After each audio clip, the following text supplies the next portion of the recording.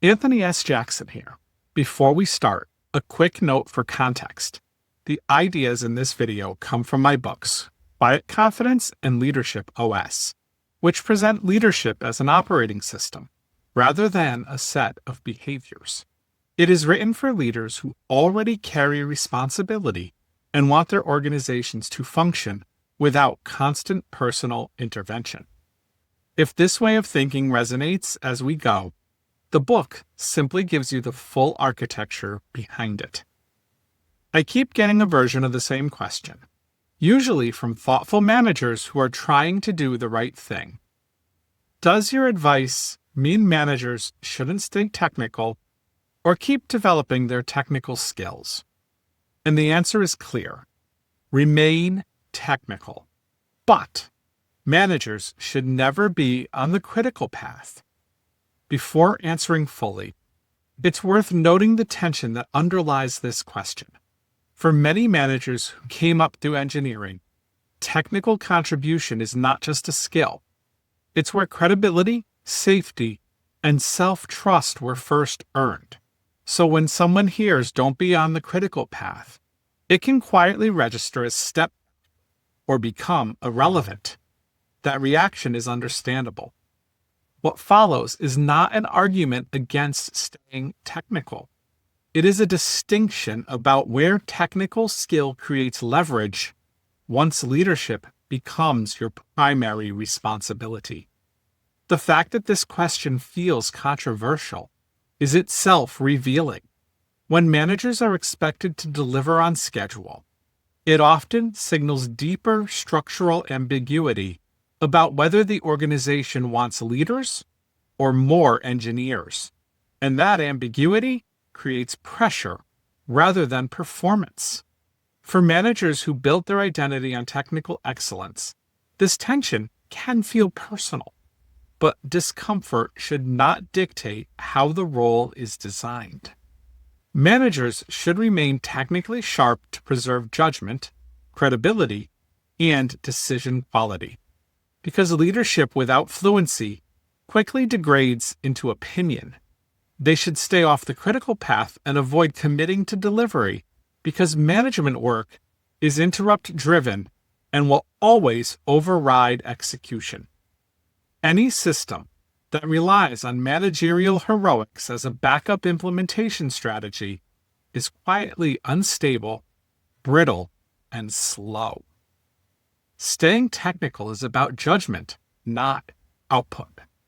When experienced managers say stay technical, they often mean staying useful in the room rather than competing on throughput.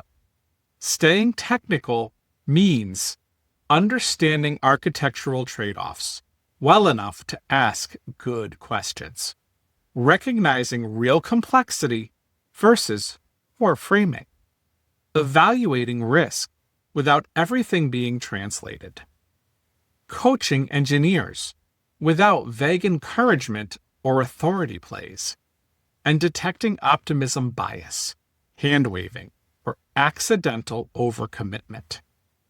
None of that requires shipping features or completing individual work. It requires fluency, context, and judgment. This kind of technical strength shows up in conversations, reviews, and decisions. Let's talk more about why managers cannot be on the critical path. The moment that a manager becomes production critical, the system is already under strain, even if it looks productive on the surface. Management work is interrupt-driven by nature. Hiring and performance conversations, stakeholder alignment, escalations, priority changes, cross-team negotiation and coordination. Organizational noise that has to land somewhere. None of that respects focus time or sprint plans. So, when a manager commits to delivering code on a timeline, one of two things happens. Management work gets deferred, quietly damaging the team, or technical work slips, quietly damaging trust.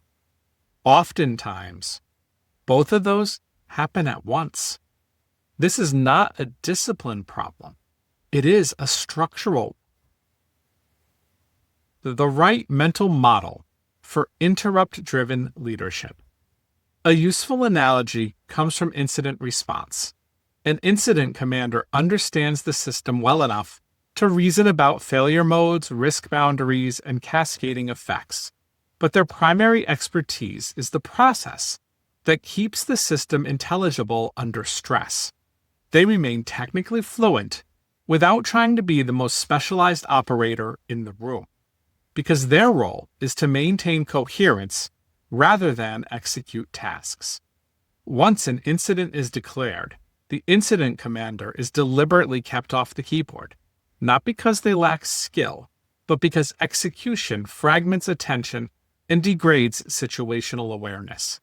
Their responsibility is to control information flow, decision cadence, and prioritization so specialists can work effectively. And that separation between system judgment and hands-on execution is what leadership maturity actually looks like. What this looks like in practice. Managers who get this right tend to behave in very consistent ways. They read designs and RFCs deeply, but they do not own delivery. They prototype or spike ideas off the critical path. They maintain personal sandboxes for learning, not deadlines.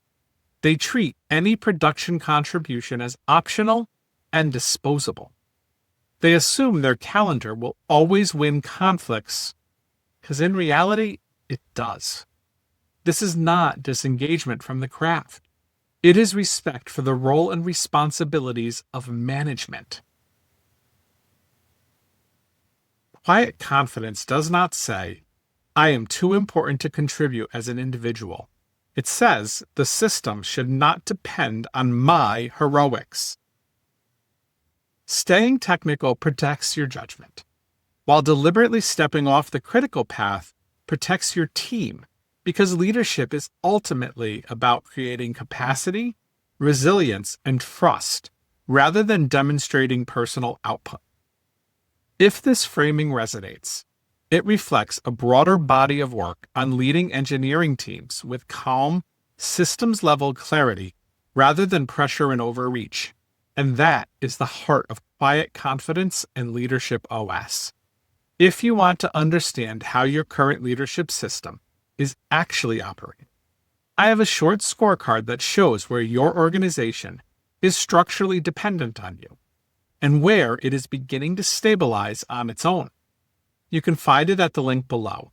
It is purely diagnostic and will show you which parts of the system are doing the work and which parts are still relying on you.